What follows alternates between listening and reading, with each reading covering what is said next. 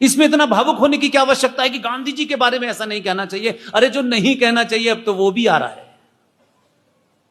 वो चिट्ठियां भी जो इंग्लैंड ने सार्वजनिक की है ना, गांधी जी की प्यारी चिट्ठियां जो अपने बिलवडों को लिख रहे थे, उन चिट्ठियों के सार्वजनिक होते ही दिल्ली की सरकार उस वक्त कपकपा गई थी और चिट्ठियों को खरीदा इसलिए कि कहीं ये सार्वजनिक हो गई तो ये जो पिताजी हैं पिताजी नहीं रहेंगे। फिर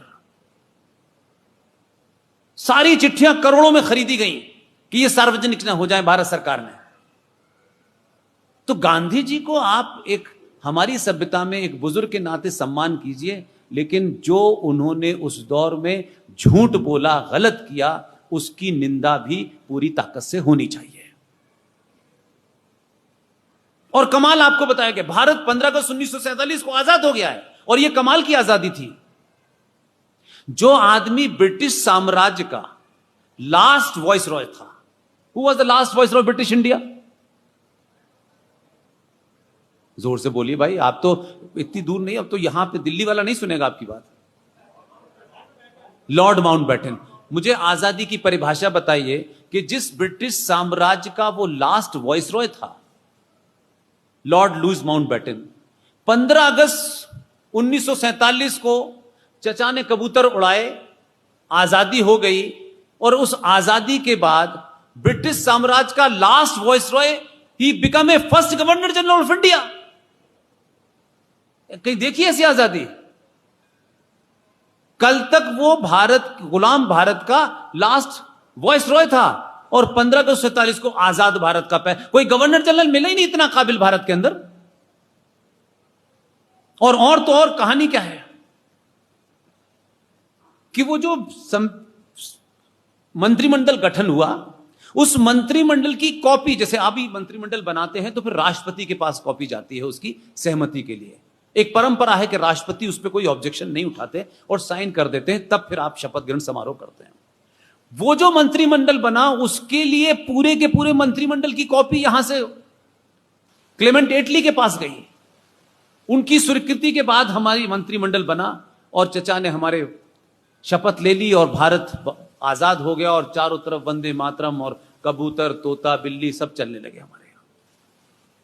और 28 अप्रैल 1948 ग्रेट ब्रिटेन के प्राइम मिनिस्टर क्लेमेंट एटली की जो कैबिनेट मीटिंग है उसका नोट बता रहा हूं। मैंने अपने फेसबुक पेज पे उसको सार्वजनिक किया क्योंकि मुझे मालूम है कि सच बोलने के लिए 2-3 पद होने चाहिए। वो मेरे पास कोई पद नहीं है, इसलिए हो सकता है आप कहें कि आदमी ऐसी बोल रहा होगा। 28 अप्रैल 1948 को हमारे फूल वाले चचा एक चिट्ठी लिख रहे हैं।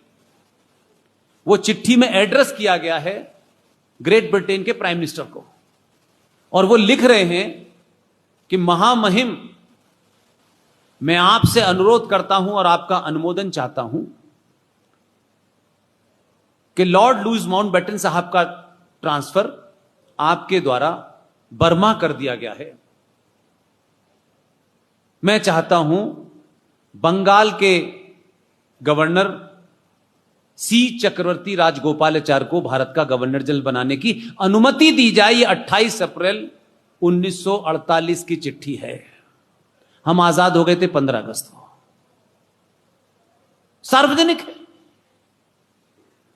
आप वहां से चले हैं भाई।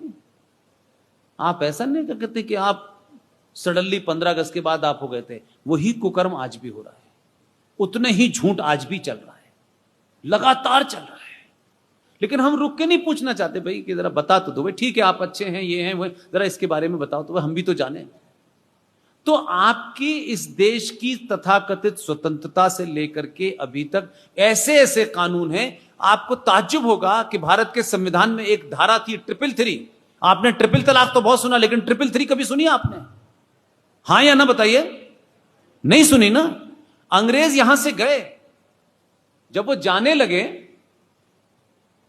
और संविधान बन रहा था, दावा तो यह किया जाता है कि संविधान जो है 26 नवंबर 1949 को तैयार हो गया था, 50 में लागू हो गया और संविधान में यह हुआ, इतनी बैठक, इतने सब कुछ चलता है। लेकिन सोचिए कि उस समय क्या स्थिति रही होगी कि जब ये सब कुछ हो गया और वो चले गए तो 333 नाम की एक धारा संविधान में जोड़ी गई और यह देश नहीं जानता।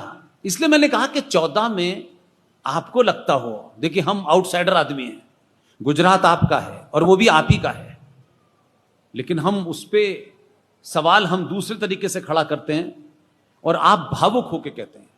आप भावुकता आपकी जुड़ी हुई है उसके साथ में, क्योंकि अपना है, वो भी काठियावाड़ी का है और वही खाना खाता है, खाकड़ा फाफड़ा जो आप कहते हो। हम जब उसका नाम लेते हैं खाकड़ा फाफड़ा तो हमको ऐसा लगता है ये F-16 जैसी कुछ चीजें हैं, लेकिन मैं न कभी मिला न कोई जीवन में ऐसी तमन्ना।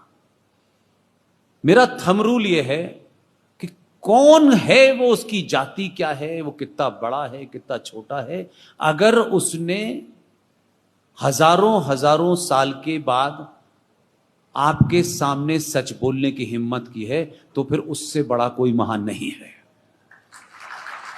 मेरे थंब रूल में यह आता है। इसलिए लोगों को लगता होगा मुझे ये चाहिए, मैंने कभी सार्वजनिक मंचों से कहा, आप सोचो कि 333 नाम की एक धारा संविधान में चल रही थी। बड़े बड़े हमारे यहां संविधान पर डिबेट करने वालों ने कभी इस पर चर्चा नहीं की कि भाई इस धारा में क्या बीमारी थी।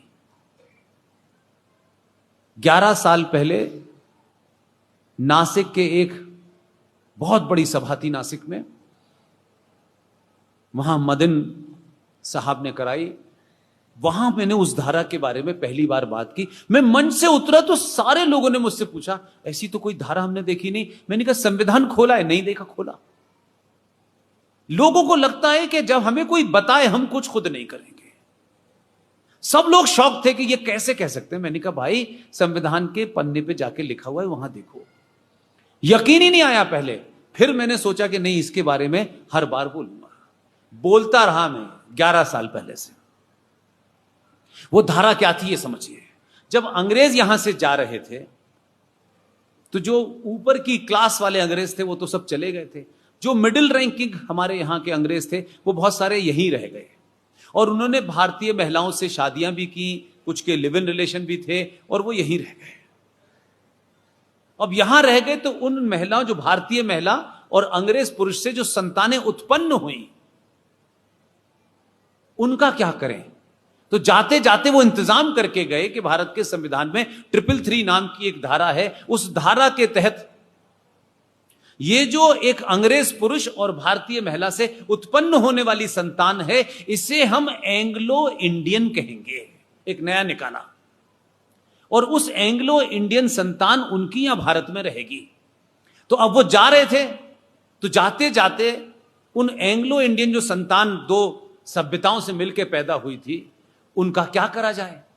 तो यह किया गया कि भाई इन संतानों की गिनती भारत में कम है, लेकिन क्योंकि गोरे लोगों की संतानें हैं और काली मां से हैं तो भाई इनका कुछ ना कुछ तो उन्हें मिलना चाहिए। तो धारा 333 ने यह कहा कि भाई इनकी गिनती बहुत कम है, तो भारत के संसद में इनका रिप्रेजेंटेटिव कौन होगा, इसके लिए क्या करें।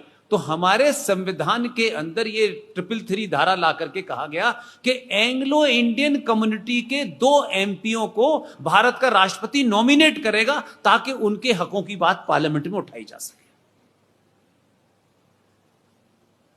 और फिर हम बीमार हिंदुस्तानियों ने उसको हर देश, हर राज्य की असेंबली में जोड़ दिया, क्योंकि वो संपन्न थे, पैसा देते हैं 5 करोड़ रुपया, उन्हें नॉमिनेट कर दीजिए। हमने ये महान कार्य किया।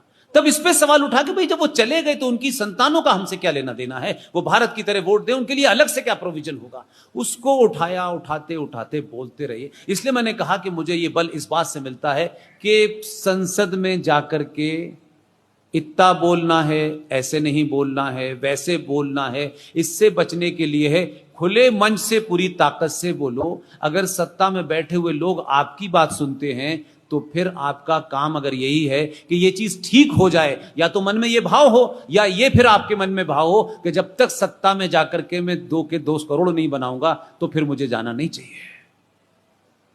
बोलते बोलते एक दिन मैंने 6 साल के बाद भारत की संसद में उस समय के कानून मंत्री को मैंने देखा कि वो बिल पेश कर रहे हैं। मेरे मित्रों ने कहा कि भाई टेलीविजन खोल के देखो पुष्पेंद्र, ये जो तुम कह रहे थे कुछ इस पे बात हो रही है। लाइव टेलीविजन पे रविशंकर प्रसाद ने यह अनाउंस किया संसद के अंदर कि आज से हम आर्टिकल 333 को समाप्त कर रहे हैं।